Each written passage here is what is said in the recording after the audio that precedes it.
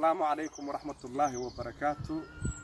ومرلبات iyo barnaamijkayga shakhsi aan ugu talagalay waxa ka qabadka mushkiladaha dhinaca ijtimaaciga ama bulshada Soomaalida qurbaha iyo meelba ay joogaan. Waxa idin leeyahay Ramadaan Kariim, waxaan ku jirnaa bil barakeysan ayaa inoo bilaabatay. waxa Ilaahay naga dhigo dadkii kala saacideys. waxaan hore ugu soo hadalnay mowduuc ku saabsan integrationka ama integrationka oo ah isdhexgalka markii laba ummadood ay isku timaado oo duruufta ku kaliftay inay wada noolaadaan. waxyaabaha loo baahan yahay in ay dadka labada dhinacba inay noqdaan ama ay sameeyaan siiba dadka qaxootiga ah ee wadan cusub yimid. ayaga ayaa loogu baahan yahay dadkii ka badnaa inay fiiriyaan oo ay isku dayaan inay la qabsadaan. la qabsiga waa muhiim. marka waxaa kaloo muhiim ah in ayagoo diintooda dhaqankooda ilaalinayo waxyaabaha maaragtay diinta ay ku qasabtay ilaa iyo nolosha intay ku nool yihiin way ku qasban yihiin inay ayagoo sii wata haddana la qabsada noloshiina si ay ugu noolaan lahaayeen. waxyaabaha uu Ilaahay ka xaraantimeeyey xor bay u yihiin, way iska maaragtay joojin karaan, way iska xaraantimeyn karaan. laakiin waxaa muhiim ah in waxyaabo badan oo muhiim u ah oo isdhexgalkaas wax ka qabanayo inay ummadii ay ku dhaqaaqdo. marka Soomaalida ku nool wadamada Yurub oo dhan waa isku wada mid. dhibaatooyinka soo food saara bulshadaha cusub ay yimaadaan iyo waxyaabaha hortaagan iyo sida ugu fiican oo ay uga dhex dawaalan lahaayeen waa muhiim. marka waxyaabaha ayaan xoogaa kala faa'iideysanaynaa. waxa ugu muhiimsan waxa waaye in mujtamacii aan u nimid aan rabno inaan la noolaano waxyaabaha ay nooga horeeyaan haddaad kaga dayato xataa mujtamac hadduu yahay mujtamacaadan isku diin isku dhaqan ahayn waa muhiim inaad kaga qaadato waxyaabaha uu ka fiican yahay. waxyaabaha uu Ilaahay mamnuucay ay ku taagan yihiin waad ka tegi kartaa. marka waxyaabaha oo loogu maartay horeeyo oo qaybna ka qaadanaya isdhexgal wanaagsan horumar shakhsina waxaa ka mid ah sida aan uga adkaan karno waqtiga uu Ilaahay maalin walba noogu talagalay waa 24 saac. 24 saac waxaa 8 saac qofku inuu hurdo maaragtay inta waqti u soo hartayna habka ugu fiican oo qofku ugu noolaan karo iyo sidoo uu adkaan karo waa muhiim. waxaa muhiim ah qofka hadduu shaqaysto naftiisu wax u taray maxay dhahaan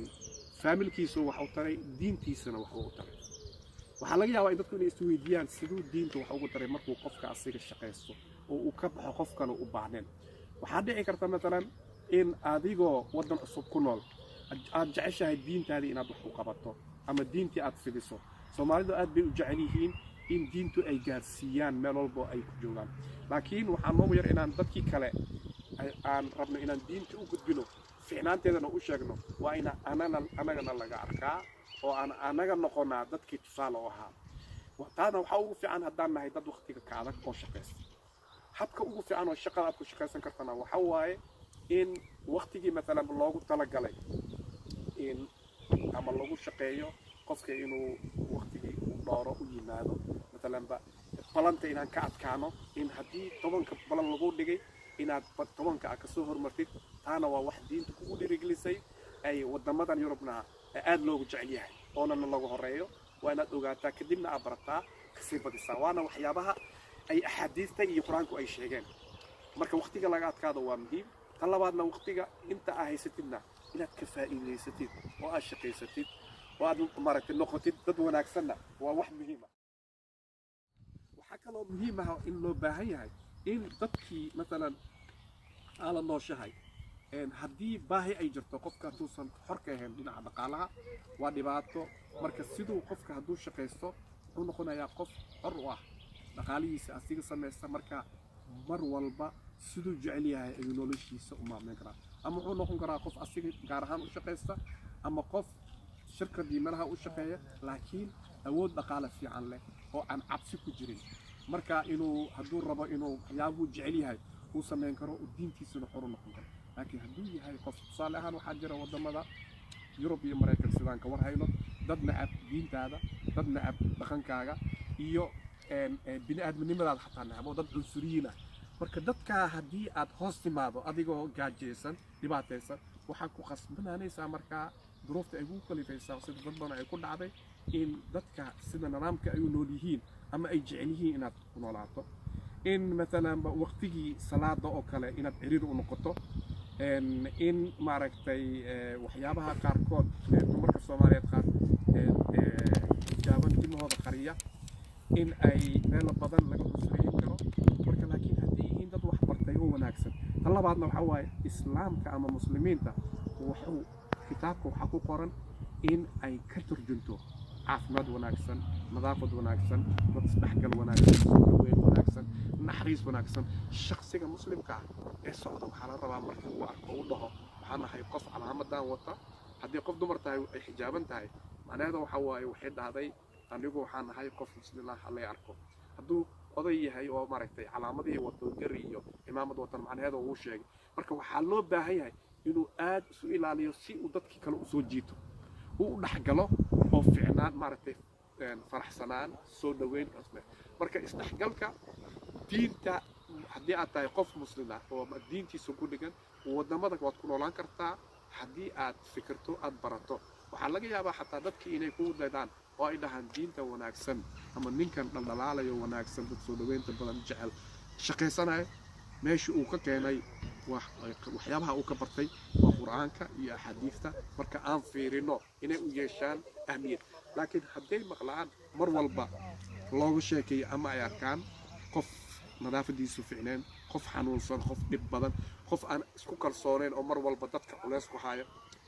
qof qaxooti ah oo mar walba laga sheegto ama qof dadkiisa ama caruurtiisu ay xabsiyada wax ay jiifaan waxaa marka dhici karta dadkii aan muslimiinta ahayn qaarkii fiicnaa inay fikiraan oo ay dhahaan duruuf baa dadkan haysata laakiin qaar inay u fikiraan inay tahay diinta waxay cilaaqa la leedahay diinta islaamkana marnaba cilaaqa lama laha waxyaabaha negatifeka oo dhan oo dadka muslimiinta ay la soo baxeen maxaa yeelay islaamka iyo muslimiinta waa kala nooc laakiin waxaa muhiim ah in haddii aan rabno inaan ku noolaano waddan kale in aan marka hore ogaano waddanka sida uu socday in dhaqankiisu siduu yahay inaan baranno dadkeena qaar baan la soconay markay 10 sano ay joogeen waddanka community-ga ay ku nool yihiin ma baranin siyaasadda ma ay baranin warbixinta waddanka socotay sharciyada ma kala baranin haddii ay intaasoo dhan aad ka indha xiran tahay way kugu adkaanaysaa waddankii inaad dhexgasho waxaa noqonaysaa kaliya qof diintiisa jecel laakiin gurigiisa ku odan waxaa kuu fiican in aad noqoto dadkii aad dhexgasho aad barato oo sharciyadii aad barato waxyaabay fiicnaa aad tusto xataa dadka ku nacab aad la fadhiisato aad la qadayso aad tusto waxyaabo uu ka haysta inay been tahay maxaa yeelay waxa adiga aad tahay marka hore adiga is og dadka kale waxay ku ogaan karaan kaliya markii aad soo bandhigto ama laga arko dhaqan wanaagsan marka insha Allah intaasaan maanta ku soo kobeynaa